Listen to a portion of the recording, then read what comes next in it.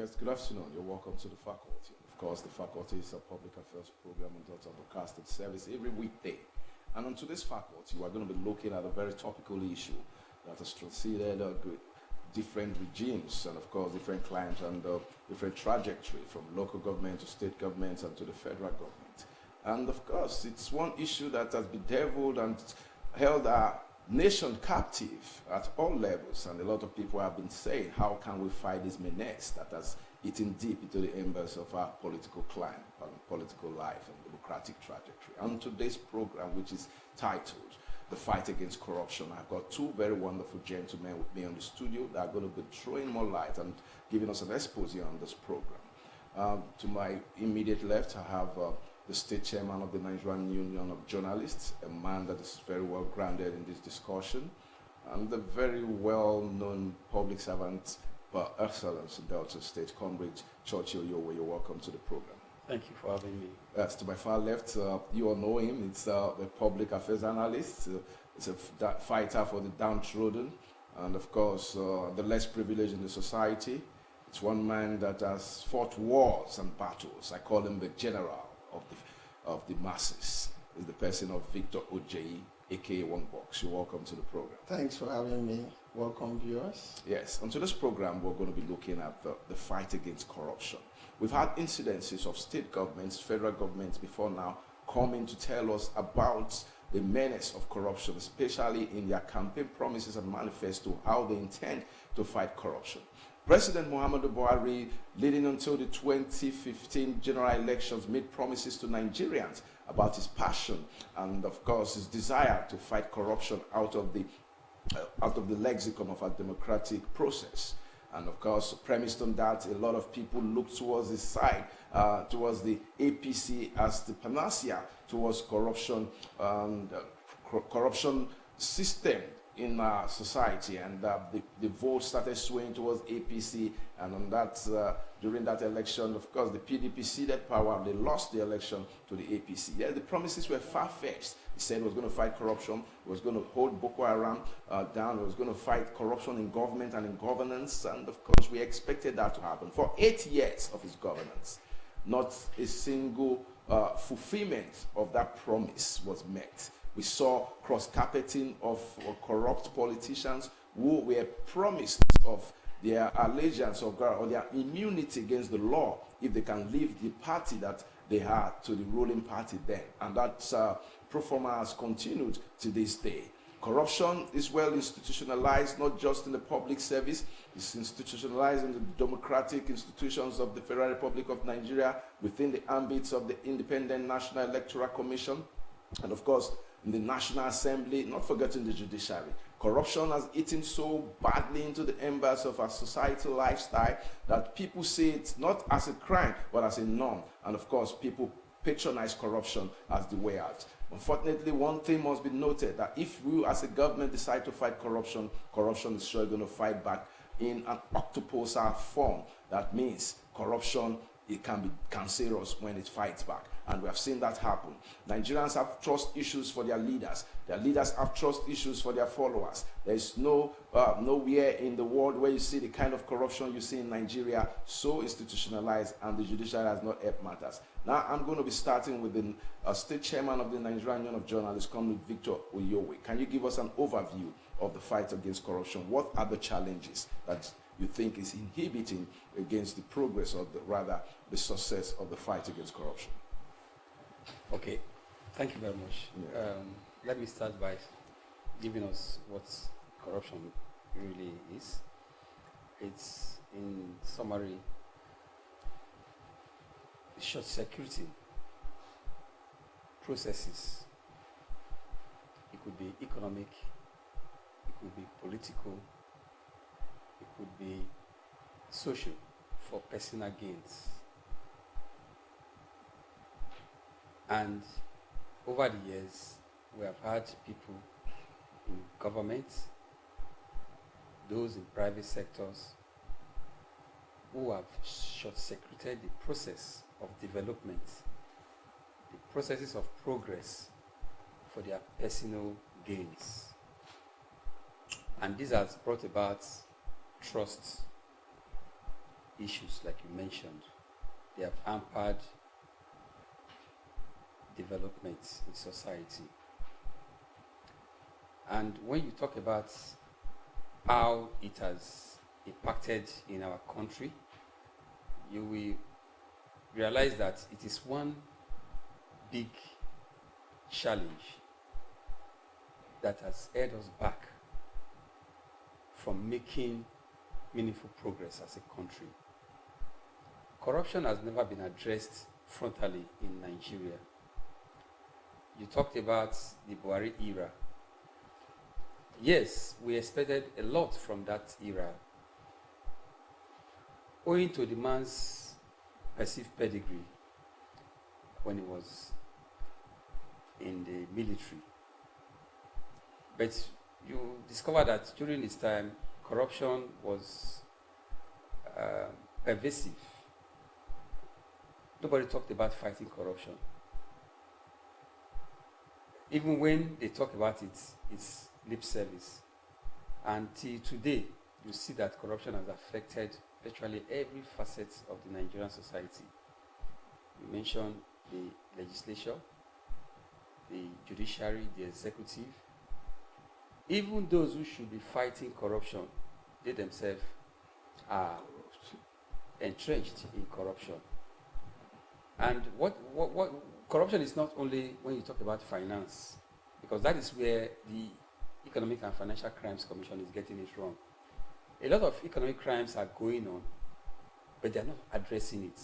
If you look at the petroleum industry, one thing that is holding the Nigerian economy before now from deteriorating to the level that we are, there's a lot of corruption there. You hoarding petrol, that is economic corruption. That's economic crime itself. But we no longer see it as a crime. You bought petrol, you will hoard it, you will not sell it, you wait until there's an increment, then you start selling.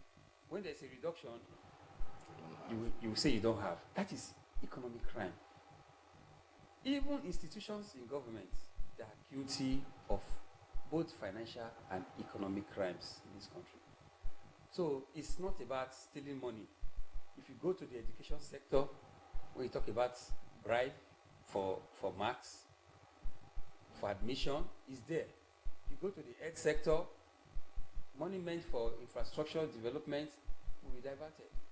And people will be made to pay services that ought to be subsidized or even free. This is corruption. You want to gain employment into government offices or even private sector, you will see that merit is no longer the norm. That's why when we have failures here and there, it's because of the capacity of persons that are there. The processes that brought them in is why we are not making progress. You have people who are not qualified to occupy offices, and they are occupying such offices. What do you expect? If corruption brought them in, then corruption will be sustained. So, virtually, the Nigerian system, from public to private, has been affected by corruption, owing to the main fact that the people who are in charge are themselves not clean from corrupt acts. We're not saying everybody is corrupt, or nobody. We're not saying the system is perfect, for example. But what we are saying is we have too many persons who should be in charge of checking corruption in position of authorities, and that is why it's difficult for us to actually check corruption. You made a comment earlier on. You said Nigeria is the most corrupt country in the world. One of the most corrupt. One of the most corrupt, of which I know you are wrong, because that's the wrong notion. If you say Nigeria is the most corrupt One of the most corrupt. Nigeria is not one of the most corrupt countries in the world. Okay, that's not because corruption is a global practice. You hardly see a country in the world where there is no corruption. All countries. Even in China, that when you are caught for corrupt practice, substandard projects or construction, you are hanged, sentenced to death. There is still corruption in China. So corruption is a global practice. It's a worldwide issue. It's a continuous issue. You see, God created heaven and earth. And he said in the beginning, he created this tree of knowledge of good and evil. So it means that good and evil must coexist. So corruption and those that has integrity, they must coexist. But the question now we should be asking ourselves, are we as a people willing to ensure that people are held accountable? That is the question we should ask ourselves. Are we ready for the rule of law? Like, for instance, you can tell me that United States of America and British government and most European countries, that they have institutionalized the rule of law. If you say that, I'll say yes. Because when you are caught in America, you are going to face the music. That is just the difference between Nigerian corruption and this Western climb. No, because you could have come from and that's the wrong context. You could have said that we don't have the rule of law. Because here in Nigeria, if an elite is found to be wanting or corrupt, you see that the judiciary, they are going to bend the rules, or the police, or the EFCC. Okay, take for instance, the EFCC, the ICPC, the NDLEA, most of all these agencies, they were created from corrupt foundation. Because the Constitution made it very clear that there shall be only one police force.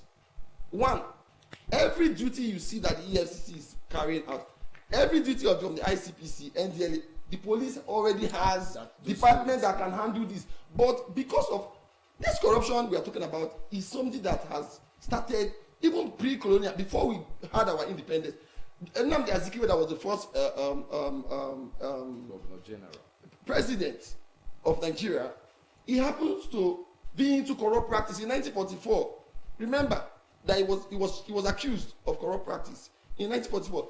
Even when he became the president for a very short term, he was also corrupt. He was even threatened. That was why he was not able to do a lot, because of what? His hands were not clean. If you look at what led to the Nigerian Biafran War? It was corrupt practice. It was corruption. It was corruption that led to a lot of military assassination. If you check, the only two regimes that so far in Nigeria that genuinely fought corruption was that of Murtala Mohammed and President Buhari, by way of Idiagbo. These are the only two regimes in Nigeria that ever fought corruption. Every other regime institutionalized corrupt practice. Obasanjo did worse. To the extent that he started calling his regime Ghana must go. Your narrative isn't it a statement of a contradiction? Because I said Nigeria is one of the most corrupt countries. You said no, it's not. But your narrative is beginning to make no. You are wrong. You are wrong. Excuse me. Nigeria. Look, Nigeria. Your narrative rejects institutionalizing corruption in Nigeria. That means Nigeria, whether you are a state actor or you are a non-state actor, from top to bottom to even wheelbarrow pusher, they are all corrupt. Because what? There is no accountability. You barely see accountability in Nigeria. Everything, every sector is corrupt. Likewise, when you still travel out, if you go to the United States, if you have friends in the US, they still complain. Some regions in the United States are full of corrupt politicians. They have bad rules. They have poor environmental sanitation. No, I want us to center on Nigeria. No, we cannot center on Nigeria because look. No, because you said that Nigeria is one of the most corrupt countries in the world. Corruption is in Ghana. Corruption is in South Africa. How well have we been able as a country? We are not going to fight it because look, for instance, look at President Tinubu. Let's centralize. Look at President Tinubu, the current president of Nigeria. Concern is Nigeria, yes. No, it's good it's good you correlate these let's factors. centralize it on Nigeria because the focus right now is fighting corruption in Nigeria. That's the focus. But that means that you have to correct yourself by saying that Nigeria is one of the most corrupt countries in the world. That's the wrong notion. It is not. It's wrong. Corruption is a global practice. Transparency International is an authority. Transparency International is still corrupt. That we can quote. When we want to say, excuse me. No, you cannot use Transparency International as a standard to check Nigeria. Transparency International should tell us about. Excuse me. No, you don't. No, please let me say this. Okay. Transparency International should tell us about what's going on in Switzerland. Why is it that Switzerland has been warehousing corruption, stolen money, funds from all over the world? You have coded accounts. What is going on there? United States government, they are also corrupt. $400 million that was Abacha loot that was discovered in UK. Why would the United States government be telling the British government that they should hand over the money, $400 million to them, let them help Nigeria on how to spend it? Calm down. Why will Switzerland be saying that $321 million also found at Swiss Bank, Abacha loot? Why would they say that World Bank must be part of those that will implement the spending of the money? Is that not corrupt practice? That's not a problem. Corruption, like you said, is global. But let's come back home and understand the context of today's discourse, which is fighting corruption in Nigeria, basically. Now, let's look at the executive, the three arms of government. In essence, government is supposed to be enshrined within the judiciary, the legislature, and the executive. Let's look at corruption within these three arms of government in Nigeria: the legislature, the executive, and the judiciary. Take note that this government, this current government, there's no willpower to fight corruption. Why? Because of President Tinubu is corrupt. It's not as if I would say he's corrupt. I would say that he's not hands-on. He's not really hands-on. When you look at China, for instance, look, do you know why you find it that the corrupt practice in China is not as large as that in Nigeria? Because Nigeria has now made it like a legality. They are not normalized corrupt practice. It's because people are not going to jail. People are not sentenced to death. People are not held accountable in Nigeria. And you will still take note that our government, the judiciary, the executive and legislature, they have not mobilized to the people to say, we say no, we say no to corrupt practice. Let us mobilize our people. Let us mobilize ourselves for integrity. We say no to corrupt practice. Okay. The government has not mobilized. The government has not gone to the church. The government has not gone to religious bodies, whether mosque or they have not mobilized even to the people that we want to say no to corruption. That makes it very clear that this government is not ready to fight. I'm going to come back to you. Let's get your opinion. The three arms of government are supposed to be for checks and balances: legislature, judiciary, and the executive. But we have seen institutionalized corruption within the apex arms of government, and that is not what we were taught in secondary school. Can you give us an expose about why corruption is so much reflective in these three arms of government? You know, when I started, I said that corruption is pervasive in the Nigerian policy. And even those who are in leadership positions, they are not clean. The processes that brought them to such leadership position were through corrupt means. So, if you look at, generally speaking, the leadership that we have today at the various arms of government, they are not clean themselves. So, you cannot give what you don't have. Rather, what we are seeing there is paddy democracy. A democracy of scratch my back, I scratch your back. If you don't do it, we will remove you from office. So everybody wants to protect what they have. We have people less people of integrity in the current system. Those with genuine integrity, they are very few there. So they have been suppressed. Are you talking about the executive, who they should be, the legislature should check most times? Yes. The legislature is not checking them. If you carry anything to the assembly, the national or state, you will see that they will not scrutinize. It's what the executive wants that he gets. It has become like a rubber stamp. And if you want to be critical, you'll be seen as an enemy. So it will pay us, particularly the executive, not to hamstring or try to muzzle any other arm of government. Any government in the executive position that is genuinely interested in good governance should not see critical observations from the executive, from the legislature, as bad. It's all work in progress. Even in the judiciary, you will see that When they come in, they want to put somebody that they can control as the head of the judiciary. Why? Because you don't have integrity. You don't have what it takes to give good governance. So that if anything goes wrong, it's your person that is there. So for me, the people who are at the helms of affairs, they are not prepared for good governance because they are not prepared to be criticized. They are not prepared to be told this trajectory that you are following is fraught with dangers. We need to look at it again. Look at the current debate on tax reform that is going on there.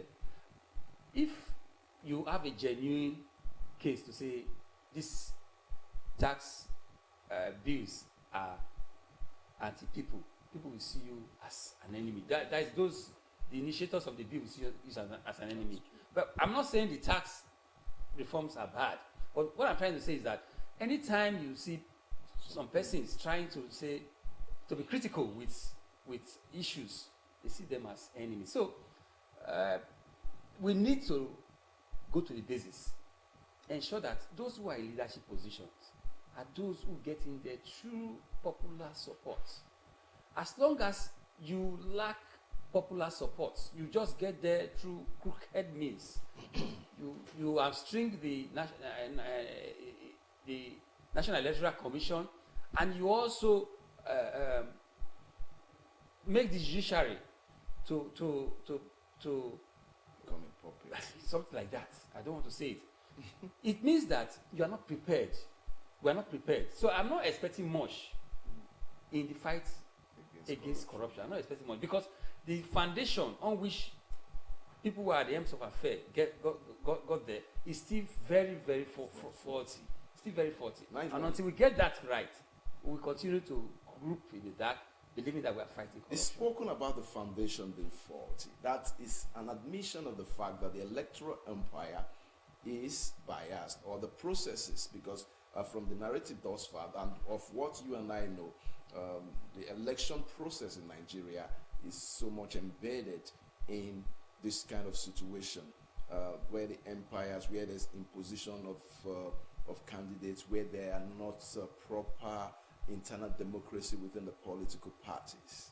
You have been fighting corruption, and most recently, I saw a post you made in fighting institutionalized corruption, referencing to one of our security agencies. In fact, you've had occasions with security agencies. And some security agencies in collusion with the electoral empire have aided and abated corruption. So can you throw more light on the INEC angle and the angle of the police in terms of corruption compromise? If you double me, I tackle you. Remember that word in the 70s? You remember Joseph Taka? Yes, that was a corrupt minister. Look, you see, the media has failed Nigerian people. If you remember, in the 70s, the journalists, the media, were on the forefront of fighting corruption in Nigeria. If you have any information on any corrupt, whether state actor or non-state actor, all you need to do is to go to a court, you swear an affidavit, add your evidence, and you give it to the media. The media will fight that person until they make sure that they get justice for the Nigerian people. But today, what are we saying? The media has failed the Nigerian people. The media is now compromised. Even when you are being interviewed here now, there are sometimes you are going to be censored. There are some information they will not want you to say because of why the media has been compromised. Now, the Nigerian Bar Association, they have also failed the Nigerian people because they also have a role to play for the Nigerian people. Nobody wants to say something, but somebody needs to say something. That's why I'm here to address this issue of corruption and the fight against corruption. You also talk about President Obasanjo.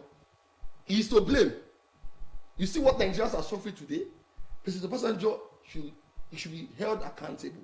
Take note, in the late 70s, there was this group led by Chief Rotimi Williams. They were the ones that made this, created this, set up this, our current 1999 constitution, back then, 1979 constitution. Now, there's another group again, led by Dr. Shego Oshoba and the late Bala Usman. I think Shego Oshoba is now a professor. Now, we had two constitutions back then that were projected by two groups. Obasanjo declined that of that's the minority constitution, the minority report. He declined it. Now, by declining that, that is why you see Nigerian youths don't have a welfare or secured future today. Because had it been Obasanjo approved the minority constitution, it would have taken care of the social aspect of crime control. It would have taken care of socio-economy of the youth. Yeah. You see the United States system, the youth, children, minors, even in Britain, Europe, there is this money that the government pays to. They will, as far as you are a citizen of that country, you will receive that bonus, whether you are an undergraduate, whether you are a graduate, whether you are unemployed. The government has a data. If you have job, the government knows. If you lose your job, the government knows. The government takes care of welfare. When you have this welfare system, there's nothing like crime. If you go to Finland, you go to Sweden, you hardly see anything like crime. Now, you talk about electoral act and election. Are you aware that PDP, during the time of President Obasanjo, each time they rig election and they win in court, they go and celebrate and do party. Even when they know that this their candidate didn't win, is not the popular candidate for that region. Obasanjo should have corrected it. Look at what President Buhari did. He did the electoral act, the 2022, that reformed the electoral act. But then what is going on now? The INEC has compromised the electoral act. The INEC are now coming up with some technical reasons, colluding with the judiciary against the Nigerian people. Had it been President Obasanjo when he was president, he didn't plan to make Nigeria a one-party state, because they made a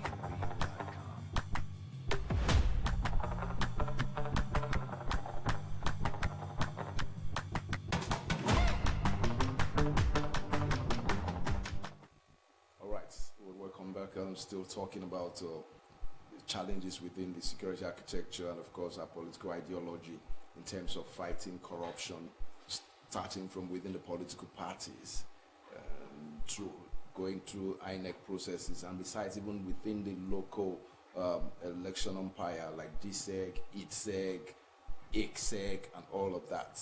Corruption has become part of our electioneering processes, or process rather, and like Comrade said, it's when you come through a faulty process, it's difficult to make sane decisions and to take decisions without influence from the outside. So maybe you could throw more light.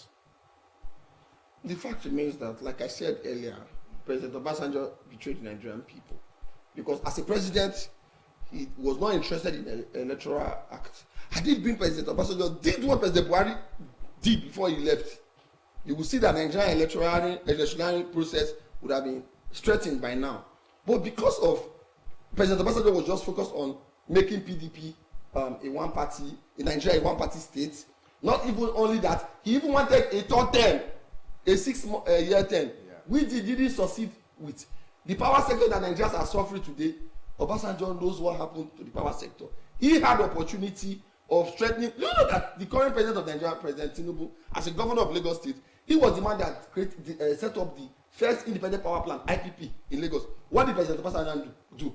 Obasanjo went to invoke the 1999 constitution that made electricity, put electricity on the exclusive list of the federal government, thereby shutting down the IPP that President, the back then governor Bola Ahmed Tinubu set up, but currently the president of Nigeria. So you see that Obasanjo never helped the Nigerian people. Today, our youths are driven into criminality. 80% or 90% of our youth today are into soft crime, while our women are into prostitution. You see that, and what is the cause of this?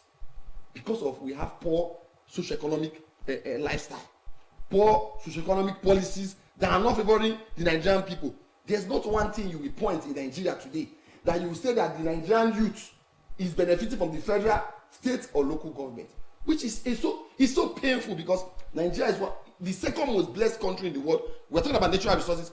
After Democratic Republic of Congo, Nigeria is the next country that has the best platform or land for solid and liquid minerals. But yet, we have nothing to show for it. Our people don't have free education.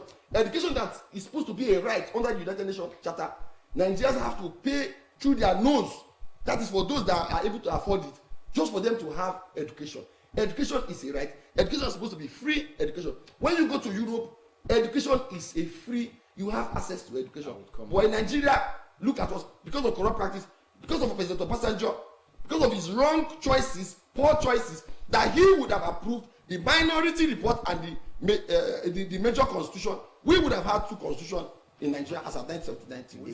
But because of there was a pushback and suppression of the minority report by President Obasanjo, that is why Nigerian youth are suffering today.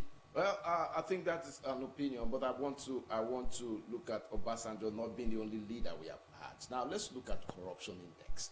He's talking about his emphasis more on Obasanjo and not refusing, or rather refusing not to assent to the minority bill. But let's look at our leaders. Can we evaluate corruption and relate it to leadership from independence? Now, let me tell you something.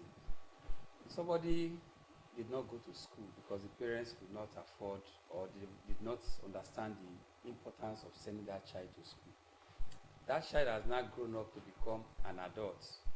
And will that child continue to blame his parents for not sending him to school when he has the capacity to train himself?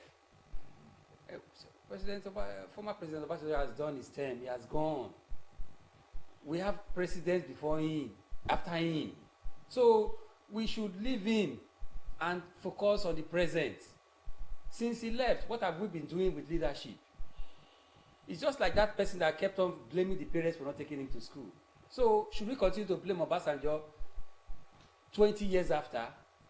No, we should move forward. We have leaders that are at the ends of affair today. Let us see what they can do to remove us from this doldrum called corruption. Because corruption is one phenomenon that is killing Nigeria on a daily basis. Yeah. We just have to think of how we can imbibe values into the children and youth.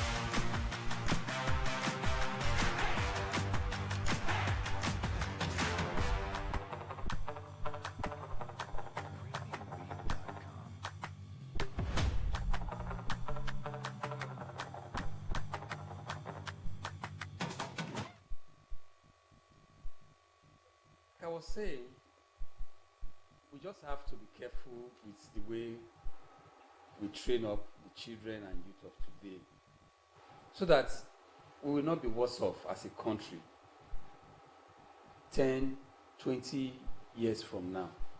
What we are seeing at the various levels of leadership is not encouraging. People who are at the ends of affairs should start thinking seriously how they can salvage this country. Yes, my brother talked about social scheme, which somebody like Ned Nwoko is also trying to bring up at the National Assembly. There's need for it. If I don't have a job, but I can feed at the end of the day through those social schemes, it will help to make me to lose my integrity, because I want to just be in position. It will bring back humanity into Nigerians if we can embrace social security in this country. Know the number of persons we have. Know those who have employment. Know those who don't have employment, and provide for them. the old people, you provide for them. It will help to bring sanity to our psyche, to our reasoning. A lot of people are not reasoning well because of poverty. And they've used corruption to entrench poverty in the system.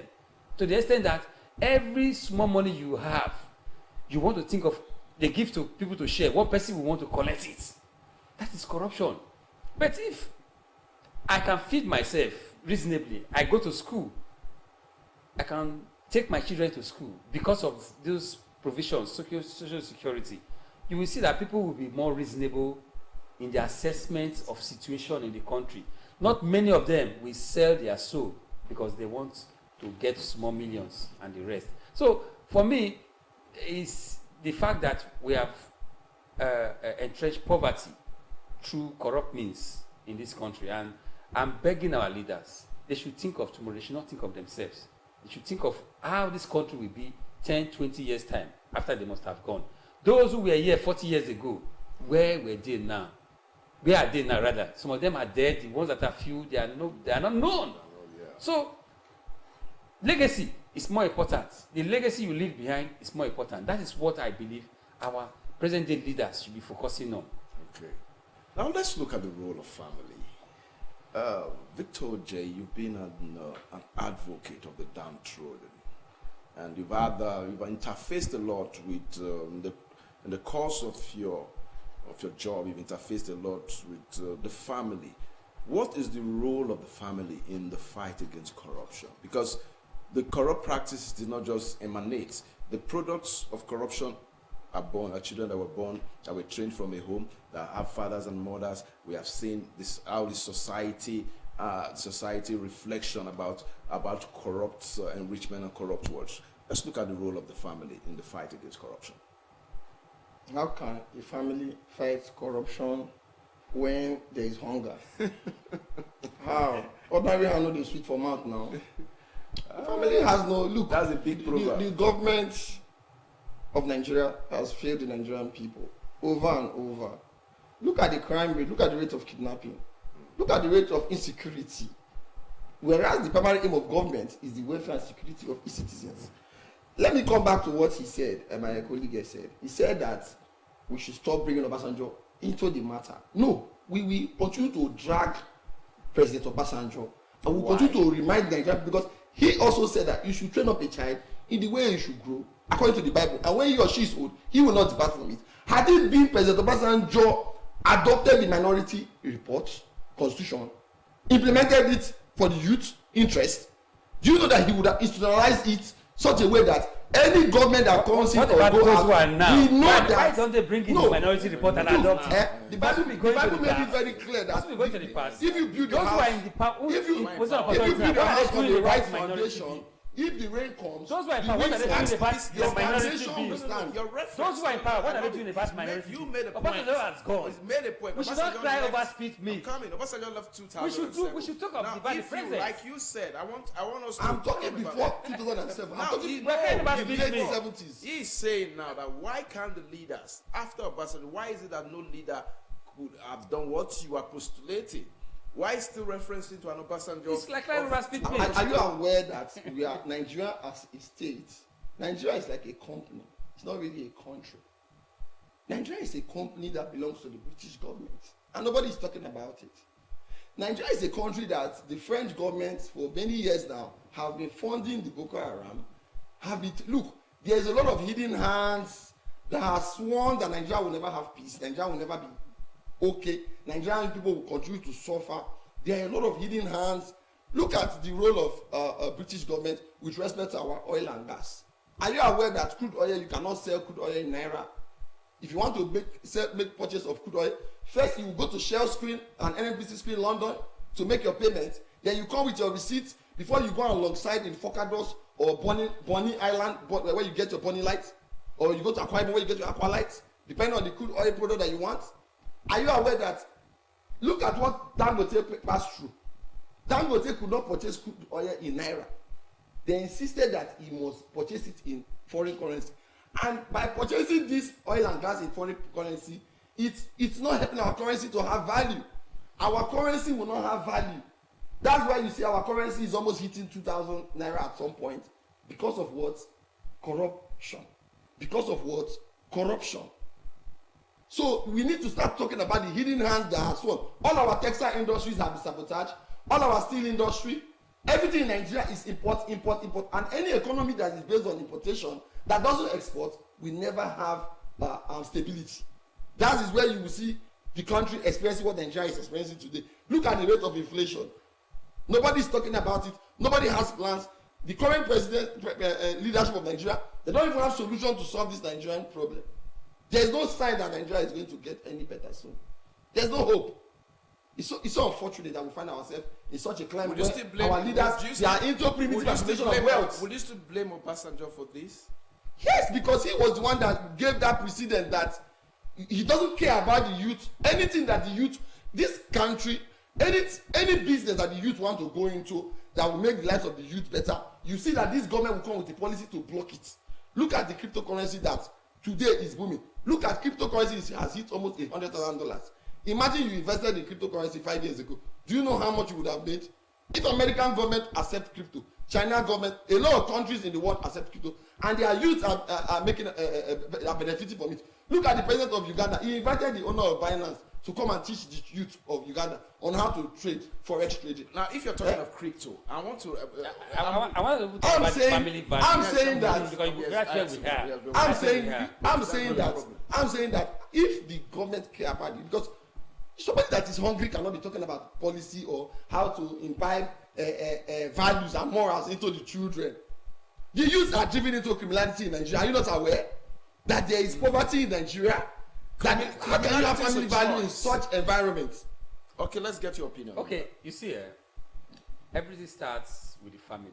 Yeah. If we must tell ourselves the truth, government is for everybody, but the products that you are pushing out for government to take care of must have first been framed, be shapen from a home, and that is where the family comes in. Family values, to a large extent, can help to make society better if we can put in our children good values of hard work, respect for constituted authority, averseness to social vices. As a parent, what is your example? What are the examples you are giving to your children? Are you a role model to your If you children? are a good role model, I tell you, your children will take after you. And because most parents are not prepared for parenting, most parents are themselves children. The present day parents that you see, some of them are not prepared for parenting. That's why the children that they are bringing up are also wayward. It will be, I'm not talking with pride, but I know that my children will not take to criminality just No matter the situation. just this, because I am not a criminal. I'm not a thief. I have etiquette for societal values. Your children will largely take after you. But why do we have this in society today? Because most parents failed as parents. So we now pass the buck to government. Government is populated by people who are from failed families. How do you solve that problem? It's a big problem. That's why we need to deliberately talk to ourselves, particularly those of us who are in leadership position. Must we continue in this trajectory? Do we really love our country? Do we like the way things are going on in this country, where we cannot have social amenities in place? We prefer to go and enjoy it in other countries. Those people in those countries, do they come here to enjoy our lack of social amenities? Our people in position of authority should sit down and think well.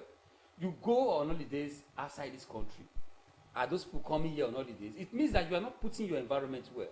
We just have to start thinking right as leaders of this country, so that we will not end up selling our country ourselves, making our country to become a pariah, a place where nobody wants to associate with. And at the end of the day, you will see that it will become a failed state.